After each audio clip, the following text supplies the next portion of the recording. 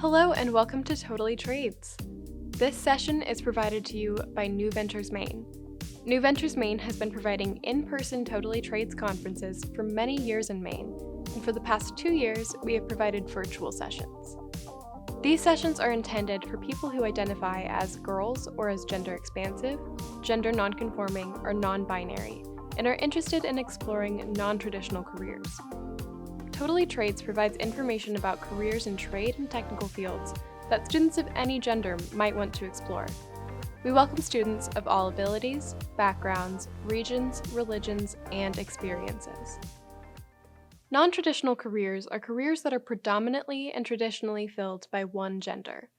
Occupations such as truck driving, engineering, pilots, and architects are considered non-traditional occupations for people who identify as women or non-binary. Careers such as nursing, child care provider, and elementary teaching are considered non-traditional for people who identify as men. In today's session, we will be focusing on the career of an automotive technician, or auto tech. This is a non-traditional occupation for people who may identify as women. The automotive industry is a trade that pays very well and has job opportunities available to workers of all genders in Maine and across the country. Most of us are familiar with some kind of vehicle: the family car, a truck for work, the school bus. Some of you may have an interest in cars as a hobby. Maybe you even attend car shows or demolition derbies at the local fair. Either way, if you are or plan to be a car owner, it's a good idea to have some general knowledge of how to take care of your car or truck, how to find a good mechanic or auto tech to fix your vehicle, or to decide that it's time to upgrade to a better vehicle. In our time together today, we'll hear from women working in jobs where most of the workers are men. These women share how they got to where they are, what they like about their work, and what you, as a student, might consider as you make education and career choices in high school and beyond. We'll also look at jobs available and explore education and training options. So let's take a quick poll. In the United States, what percentage of auto technicians do you think are women? We have 4 choices: 15%, 9%, 3%, or 33%. Consider these choices for a minute. According to the Bureau of Labor Statistics, the correct answer is 3%. So as you can see, women make up a very small group of the many workers in the auto industry, but we hope and expect the percentage will increase in the future. Workers in the automotive industry require the ability to keep tools organized, solve difficult problems, continue to learn new techniques, and even talk to customers. These are traits that are not dependent on gender. Many people are under the belief that girls and women do not have the physical strength to work in the trades, and that's just not true. Additionally, most employers are working very hard to avoid injuries on the job for everyone by training workers on how to lift correctly, use the proper tools and equipment, and to get help from coworkers to complete job tasks such as heavy lifting. Becky McInnes invited us to her workplace in Topsom, where she answered some of our questions and then allowed us to see her tools and workspace. Becky first went to college for engineering and discovered she wanted something more hands-on. She earned her associate degree in automotive technology at Central Maine Community College. Hi, my name is Becky McInnes. I'm an automotive technician. I've been in this field for a little over 10 years, counting school. When my mom and my dad went for an oil change one day, and I said, this is really interesting, as basic as the maintenance was, I wanted to learn more. To a 4-year college at UMaine. I tried an engineering degree, but a lot of those engineering degrees are not quite as hands-on as I wanted. So my advisor kept advising me, if you want to work with cars, you need to go to a 2-year college. So I ended up going to Central Maine Community College and did their 2-year automotive program and graduated with a associate's degree. My first job was at an hourly independent shop in Augusta. I worked with 3 other people. I learned a lot from them.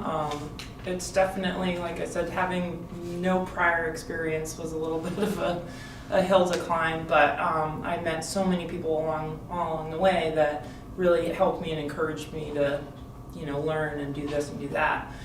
Getting involved with Toyota when I switched to a dealership was different. They helped me out in terms of learning because the flat rate part of the job can be challenging, where you're paid by the job. So if 1 hour pays if one job pays 2 hours, you're getting 2 hours of pay regardless of the amount of time it takes you. You could take an hour and you've profited an hour. You could take 3, but now you're losing 1. Toyota also has a lot of training programs as well. Most dealerships do. The Toyota training facilities in Mansfield, Massachusetts, so usually they'll send you down there for a day or 2 depending on what the class is. Those classes are phenomenal. Those helped me continue learning once I was out of school. I did get all the way to master certified, so I'm the first female in the what's called Boston region to ever get that, which was really cool. So that's all of Maine, New Hampshire, Vermont, Massachusetts, and Rhode Island, I believe, so pretty much New England. But there are a couple other women that are up and coming. They weren't near my level of certification, but they are working through the ranks, so it'd be nice to see some other girls. I've never met any resistance. A lot of people, like I said, super supportive. Every place that I've worked, there's always been someone there to help me out. Obviously, starting out, I worked my way up, so I'm at about 65 a year right now. 65 grand a year, yeah. And I know I can eventually work my way up because there's another level of certification I want to get, which is master diagnostic, so I need another ASE for that. But it's really dependent on how hard you work, because with flat rate, like I said, if the work is good and you want to put in extra time, you can. I really do enjoy getting the tough problems. You get a car come in and it's either not starting, not running right. It's exciting the process of figuring out what it is, and then you have that gratification of, I fixed it, this is something I did. And some of the time you get a customer and they're just overjoyed that you fixed their car, because they're like, oh, I thought this was it, can't do it, it's gonna cost me millions of dollars. It's like, no. So if I can help someone out, that's the biggest thing. That's one of the draws for me, is that I can help others.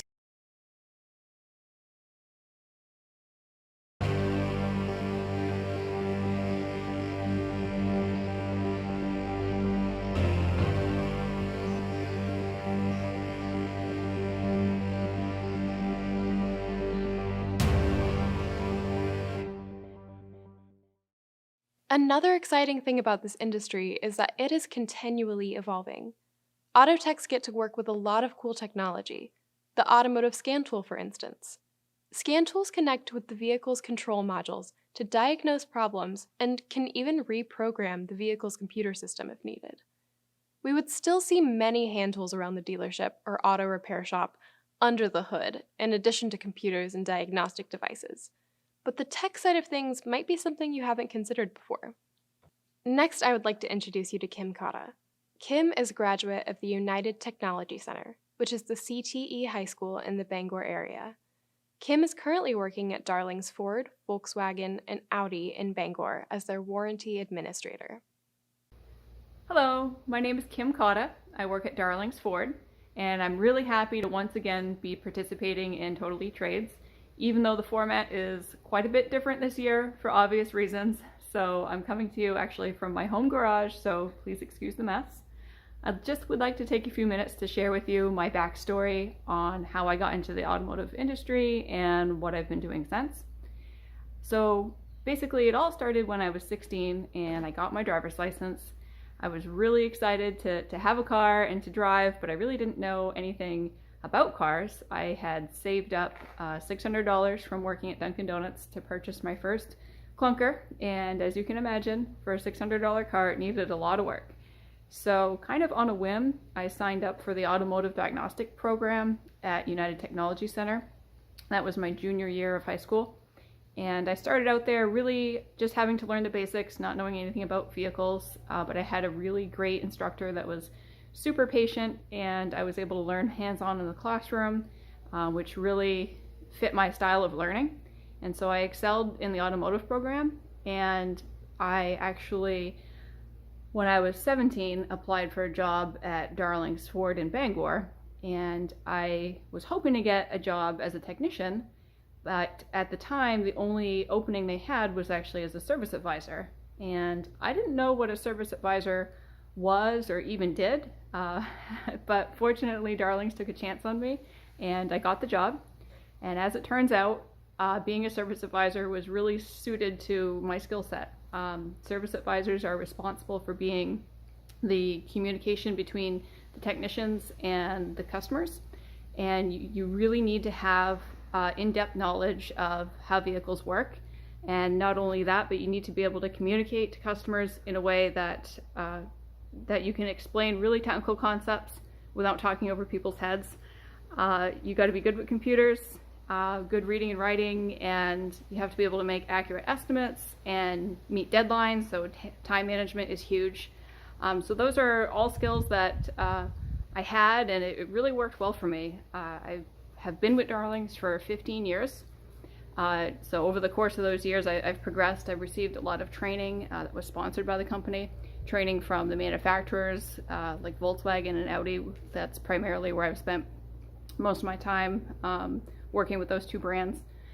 And just to give you an idea of the car business and how rewarding it can be, I can remember when I was 24, sitting down to do my taxes and realizing that I made $70,000 that year, and I'm 24 and I have no college debt, so that was pretty good. And for jobs in Maine, there are not a lot that are in that range, and automotive jobs in particular are always in demand. Dealerships are always hiring, and you can pretty much go anywhere as a service advisor and get a job if you're good at what you do. Like anything, you get out of it what you put into it. But for me, it's worked really, really well. And recently, I had a baby. He's actually 2.5 now. So upon returning to work from maternity leave, I decided that I wanted to work less hours so I'd have more time to spend with my son. So fortunately, I was able to transition positions within the dealership. So I moved from service advising over to our warranty department. So I'm no longer in a customer-facing position. I work on the computer. I process claims. Basically, it's my job to make sure that we get paid back from the manufacturer whenever we do repair that's under warranty. So it's good job, good benefits. The hours are super flexible, so I'm able to spend plenty of time with my son, and it's great. So working in the automotive business has really it's allowed me to do what I really enjoy doing, which is talking to people about cars, basically. So I hope this has been informative. Thank you for taking the time to watch. And if you have any questions, please feel free to reach out. Thank you. Kim's story gives us some reminders of how to be successful at work. Kim went in to apply for a job. The job she wanted had already been filled, so she took a different job. The employer took a chance on her because she really wanted to work there. She worked very hard to show them that she was a good worker.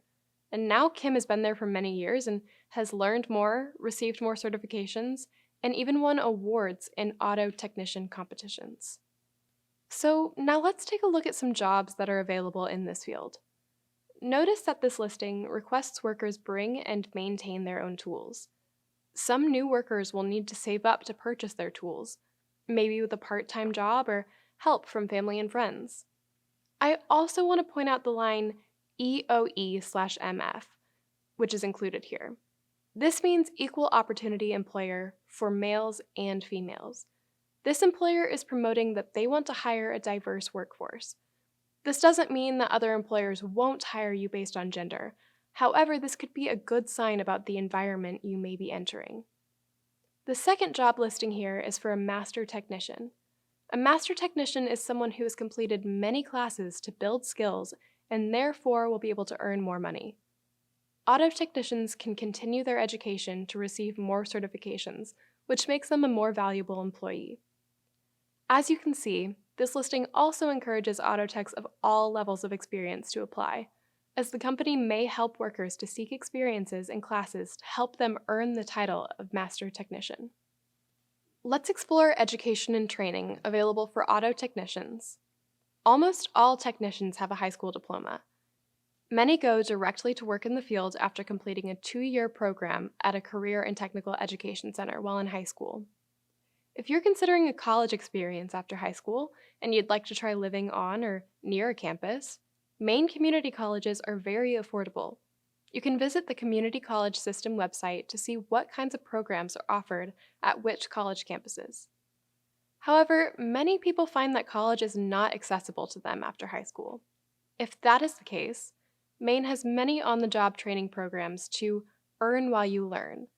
This means that workers are paid while they are taking classes and increasing their skills, which is a really great opportunity. How will you know if automotive trades might be a good fit for you? Here are some questions to consider.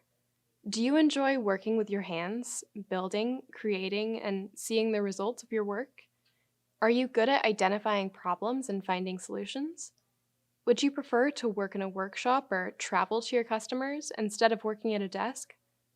Do you want to work as part of a team to accomplish things together? If you answered yes to a few of these questions, you might want to consider exploring a career in automotive trades.